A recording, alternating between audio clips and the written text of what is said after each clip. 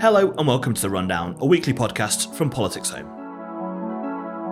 I'm your host, Alain Tolhurst, and with me to discuss what the election of Humza Yousaf to First Minister means for the prospects of Scottish independence and the SNP's rivals is Labour MP Ian Murray, Shadow Scottish Secretary, renowned pollster Sir John Curtice, Professor of Politics at Strathclyde University, and the former SNP MP and frontbench spokesperson Stephen Gethins.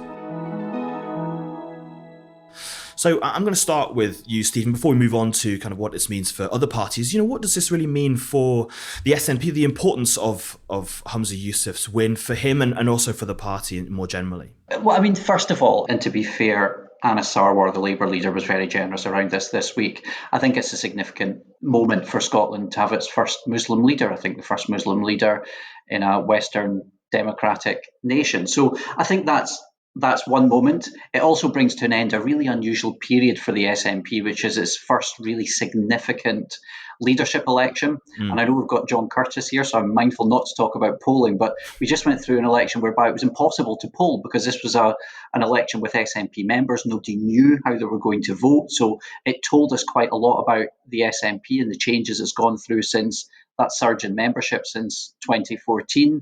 And it's a generational shift. You're seeing Nicola Sturgeon move on, but almost as importantly, you're also seeing John Swinney moved on, who's been a really significant figure in devolved politics. He was also a former MP. But there were very few big decisions that have been made, either Nicola Sturgeon or Alex Salmond's governments, that didn't have an input from John Swinney. So this is quite a big moment and one of the biggest changes we've seen in devolved governance since 2007. But on that, obviously, you talked about the difficult sort of period. I suppose, the SNP for the past 20 years has been pretty much gone along with what its leadership sort of wanted. It's kept its internal divisions hidden from view if there were any. So I suppose it would have been a surprise if Humza Yousaf had lost. Does it maybe look bad that Kate Forbes actually got close, given that the party elite almost uniformly backed Yousaf? I don't think it looks bad. I mean, the thing is that members, and this, I've got a little bit of experience of this, but not a huge amount. There's something like an SNP member on every street in Scotland, and although we know that the numbers went down, it is still the biggest political party far and away in Scotland, I think bigger than the rest combined, and the biggest per capita in the UK by quite some distance. So when you're talking about SNP members, you're not talking about some select small group of people, you're talking about a wide range of individuals, not all of whom are on Twitter and following the day-to-day machinations, a lot of whom will have actually been informed through the TV debates and in the ways that other voters make up their mind. I think Kate Forbes was an impressive candidate. I think that had something to do with it. But also, there's been a little bit of change in the SNP in the sense that because this is the first leadership election it's really gone through, in fact, the last one where we didn't really know the outcome was, I think, when Alex Salmond defeated Margaret Ewing, which I think was in the 1990 SNP conference. I'm seeing John's nodding, which you won't pick up, which is quite some distance back for all of us on this call. So this was a significant moment in Scottish politics. Even if you agree with it or disagree with it, this is a moment of change and a generational shift. And it tells us a little bit about what the kind of party the SNP is now. And remember, it considers itself as more of a movement in many ways than a traditional political party.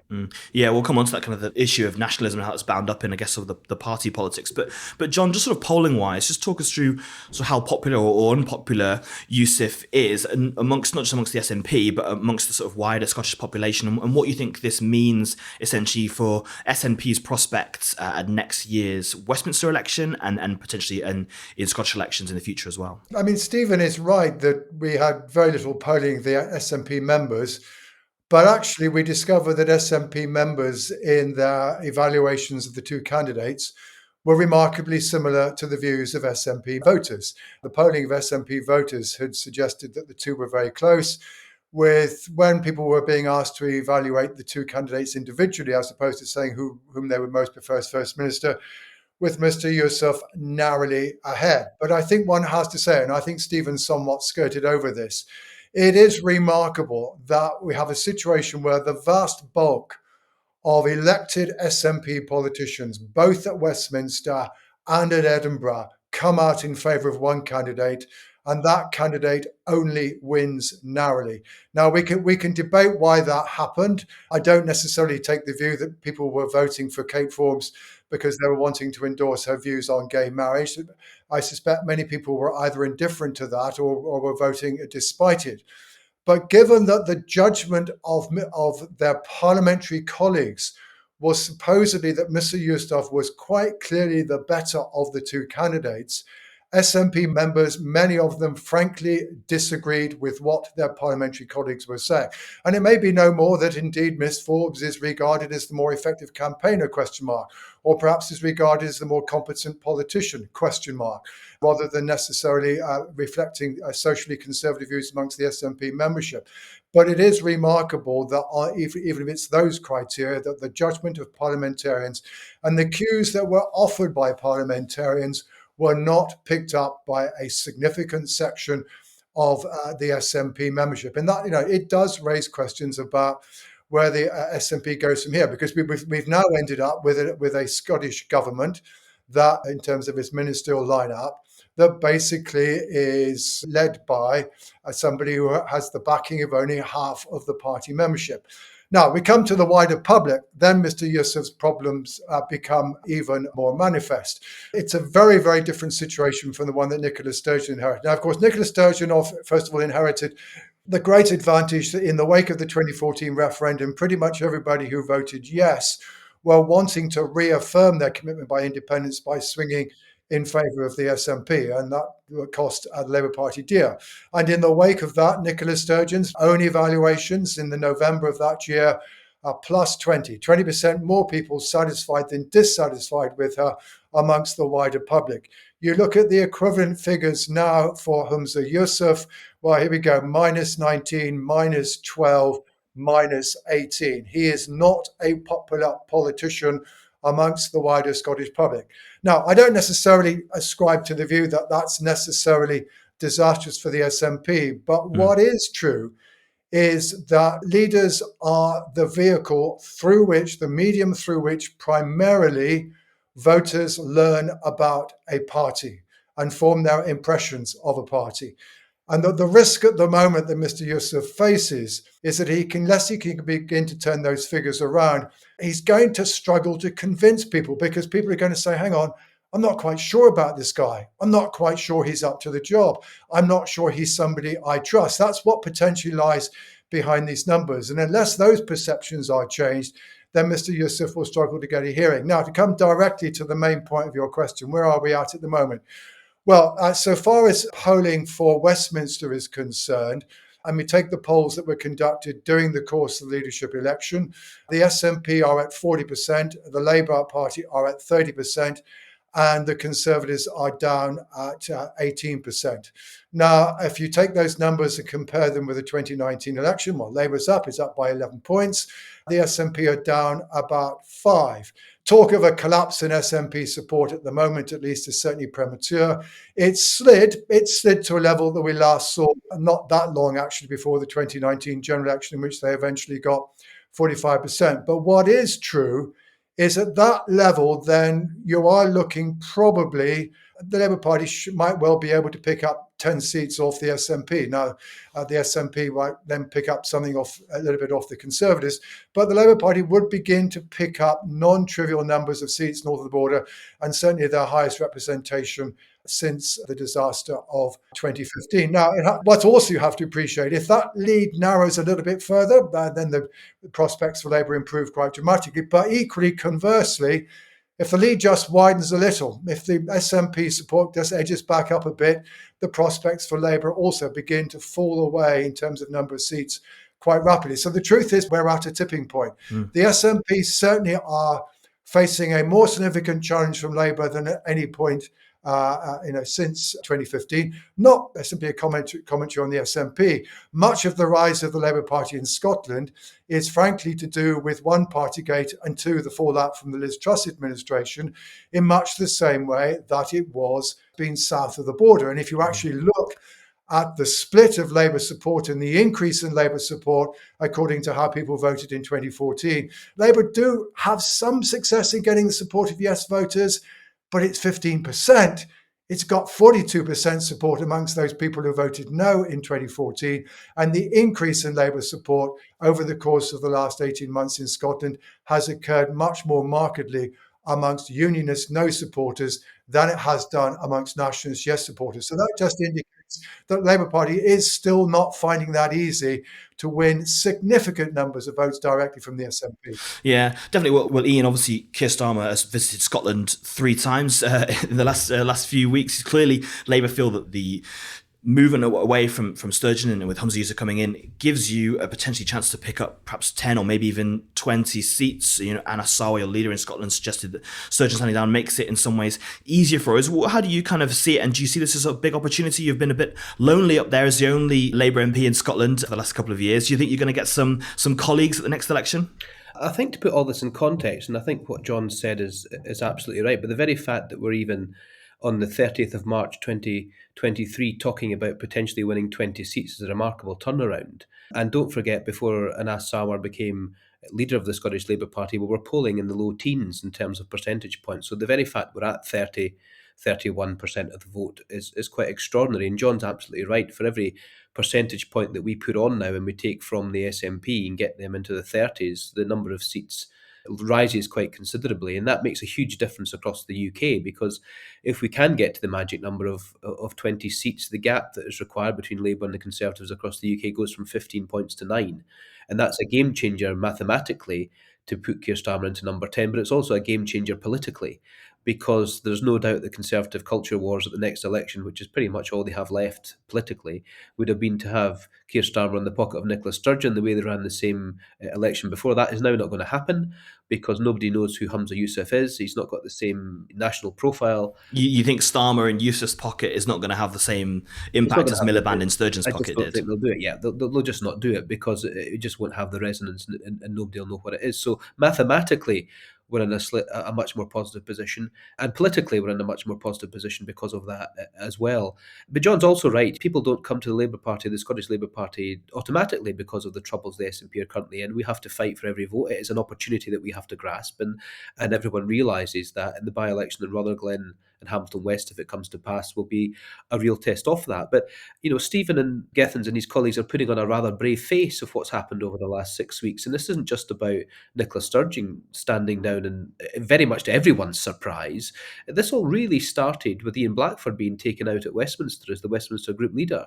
That was rumoured for a long time. It then came to pass. Nicola Sturgeon herself tried to stop it on a number of occasions. And then Nicola Sturgeon's favoured candidate, Alison Thewlis, did not win. In fact, she lost by quite a large margin to Stephen Flynn. So this was the catalyst for this. So these deep-seated and deep-rooted problems in the SNP at the moment are going to be very, very difficult for Humza Yousaf to try and bring together, particularly given the closeness of the result. Humza Yousaf was the establishment candidate and broke the establishment during the course of the election campaign.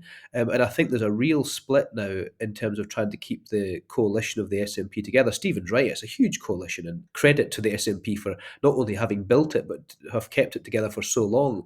But I think the glue that kept that coalition together was the sheer formidable nature of Salmond and Sturgeon.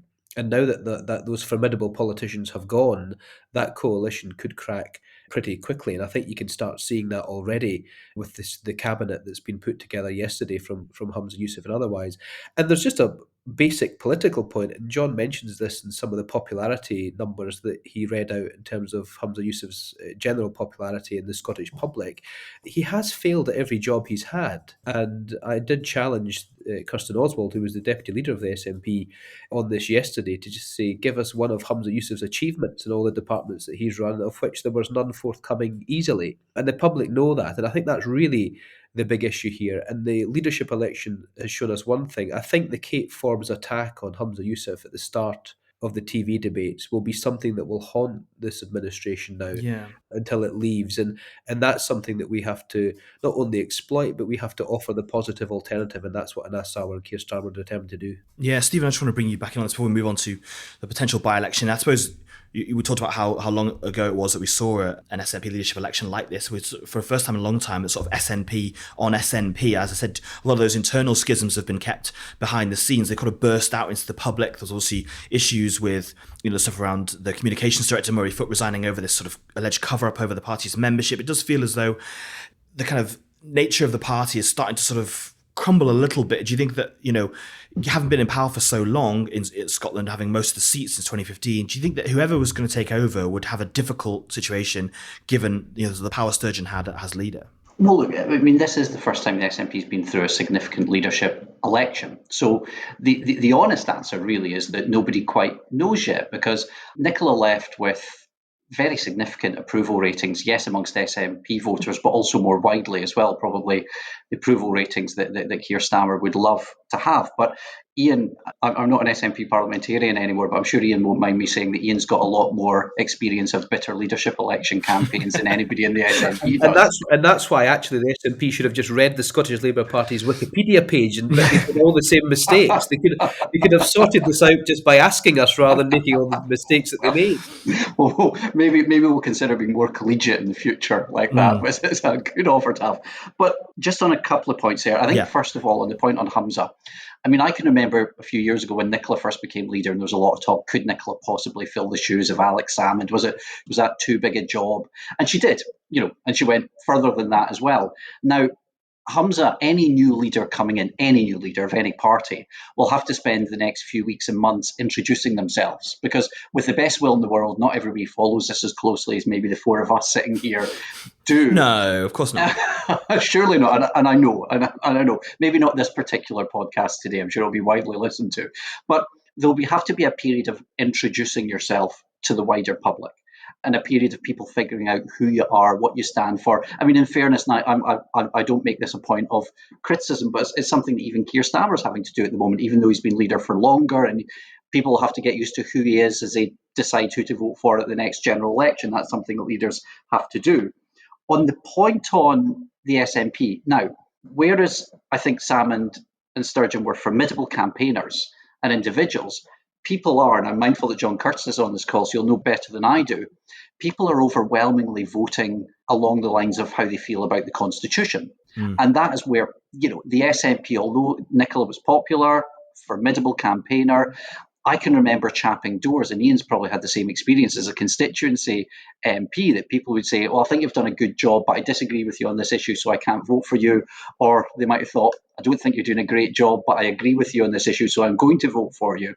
So with that schism and the lack of Labour progress to independence voters, then I think the SNP has got a job on its hands to keep that coalition together. I think we can probably all agree with that. It's been a very electorally successful coalition, and you'll have to stop pro-independence voters going to the Labour Party. So be prepared to hear a lot more about Brexit. Be prepared to hear a lot more about the fact that Labour aren't taking seats off the Tories in Scotland. They're simply taking seats off another party that sits in opposition to them at the moment. Now, Ian will have his comeback on that, and that's entirely legitimate. But over the next 18 months, that argument will be shaped in an SNP headquarters when they get the personnel sort of changes that need to be made in there.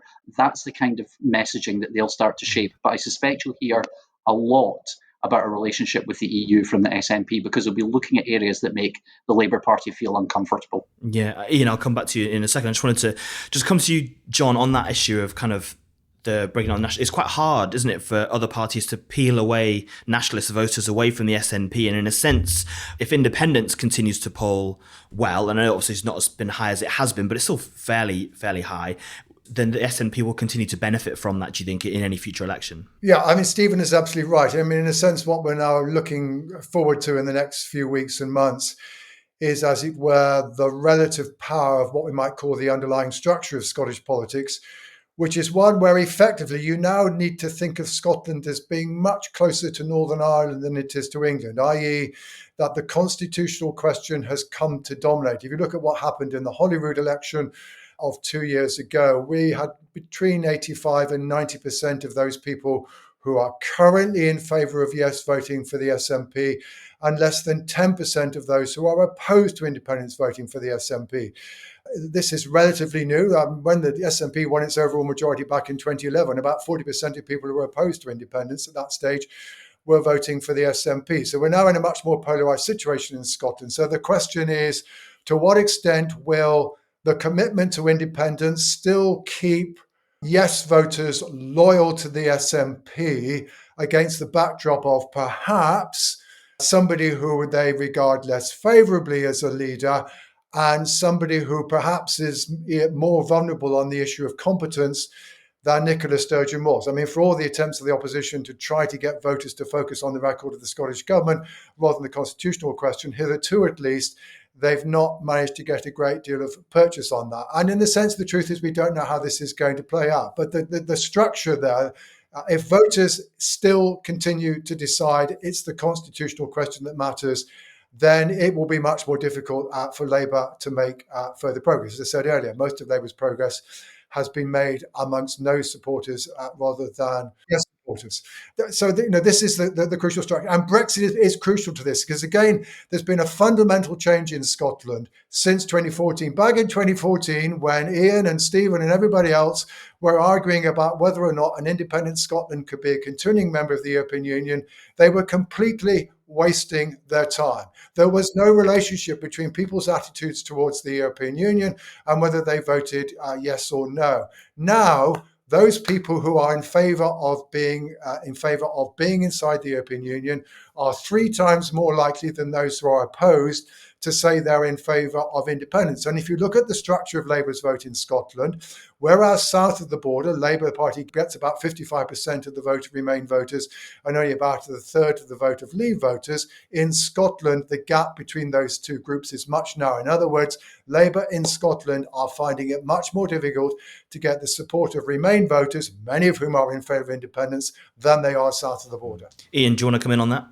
Well, I mean, what Stephen has just said is essentially, of course, the SNP will turn their guns on Labour because we're breathing down their necks. And the one challenge I would give to John Curtice on some of these national polling figures is we have won by-election seats and actual votes from the SNP in the recent times. Glasgow Lynn by-election, Broxburn, the Aberdeen North and Gordon constituency just last month. So in actual ballot boxes, we are winning seats with big swings from the SNP, although we have taken some votes, the majority of our polling votes from no voters. However, that is, it'd be interesting to get John's view on that. That's slightly tempered by the fact that the SNP's vote, I think, has been slightly helped by the fact that they're taking Conservative voters in Conservative held seats. Because if the SNP are going to win those 6 Conservative seats, they've got to get Conservative voters across. And I think that's slightly impacted their vote in terms of holding up a bit more than the actuality across the central belt, which is where the Labour vote is.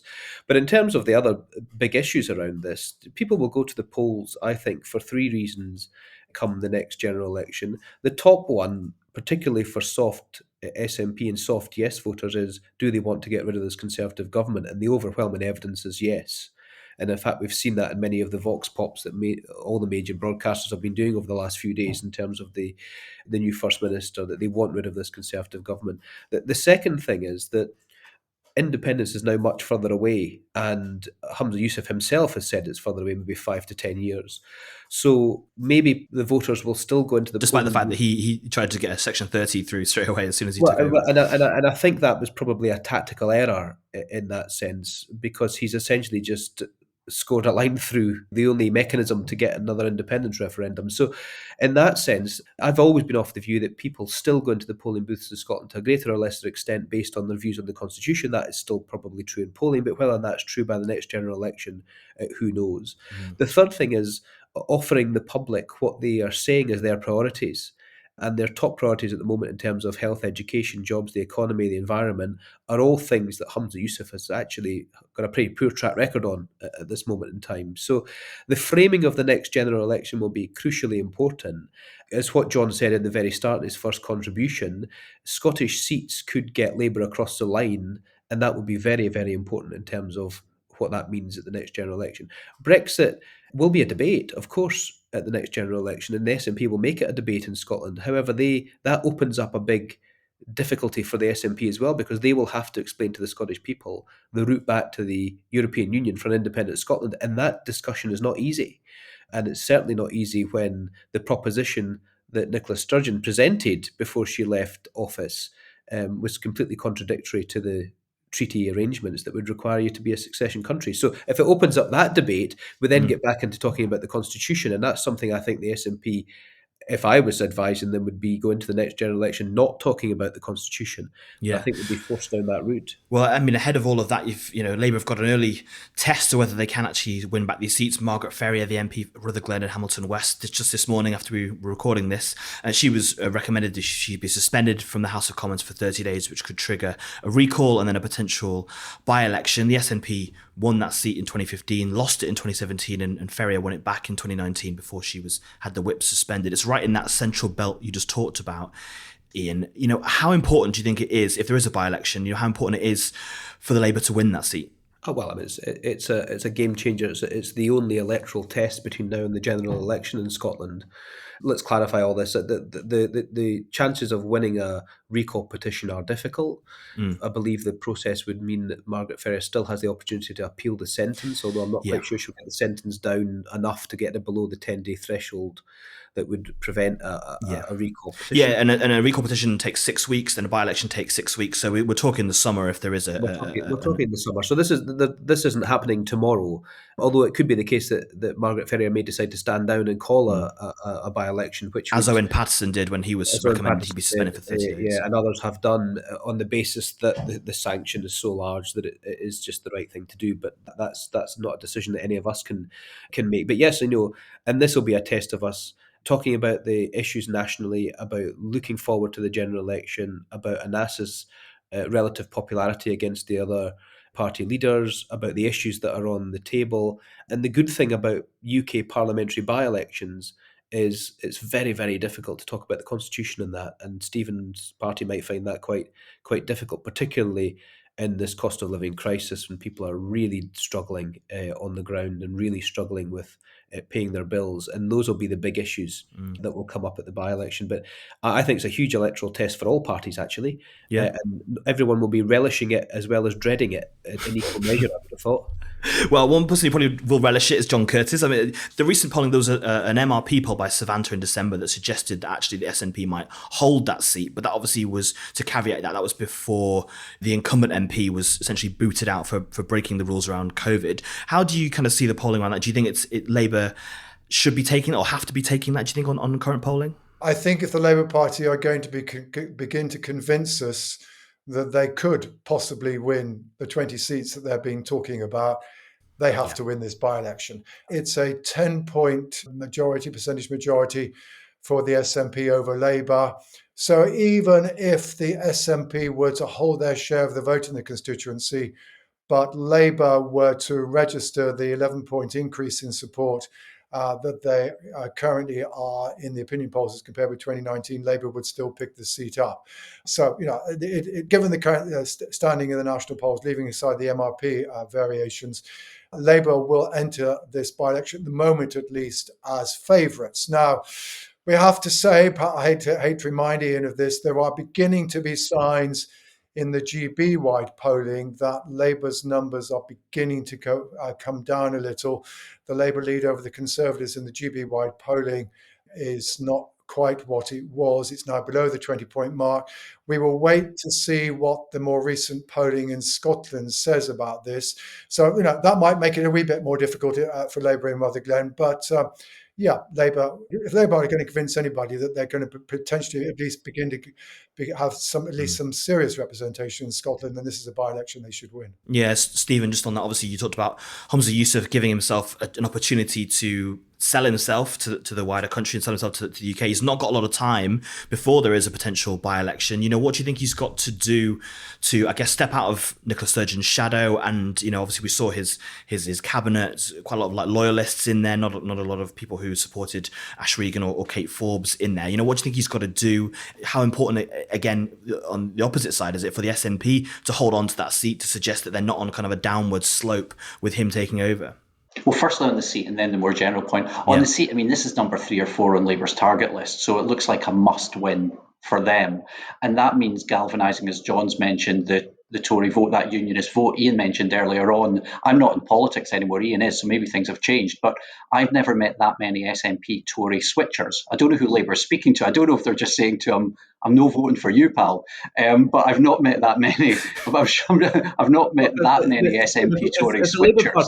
If the Labour Party are polling single digits in constituencies in the north and constituencies in the borders, but they're turning from blue to yellow, then it must be blue voters voting yellow, otherwise they wouldn't be changing hands. My experience is that the yellow is not the SNP yellow that they tend to switch about. So you get Lib Dem to Tory switchers in some rural seats, you get Tory Labour switchers. I mean, we know John's just talked about, that Labour need to go after those Conservative votes, and that's driving up some of their support in the polls.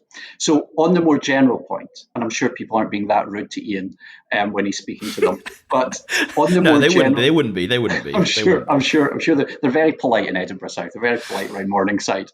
I'm sure on the point about Humza, well, he's got to introduce himself, but then the First Minister steps away.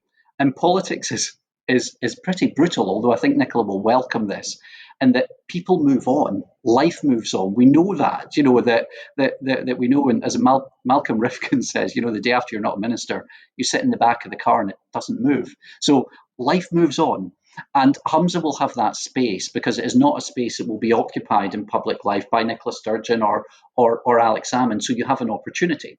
And what you've also seen, I think the Cabinet's got a mix of experience and new generation. But there is, and Ian talked about Stephen Flynn coming, there is that generational shift coming through as well. So there are people like Nicola and Alec who joined the party when it had 2 or 3 MPs, and you now have that shift into a generation who have grown up with the Scottish Parliament, who've grown up with the SNP being successful. And I don't think any of us who are on this podcast today know what that means next. And I think how they present themselves, how they campaign, and how they appeal to the public over the next 6 months will be really interesting. And it will make, even though I think it is a must-win for Labour, this by-election campaign, if there is a by-election, I can't see it being this side of the summer for the reasons that Ian pointed out in terms of process. Yeah. But by that stage, you're into the autumn, in which time it becomes a really interesting electoral contest. Alain, I don't know if John can comment on this, but I mean, Stephen said 3 times now this is a must-win for Labour. I think it's also a must-win for the SNP. I mean, if Humza was to go into his first few months in office and lose a by-election, I mean, that would be a really pretty bad story. So, I think all parties will be looking at this by-election and going, we need to do well in this. I think the answer to Ian is I think it would depend on A, how badly the SNP did in losing, and B, what is the broader backcloth.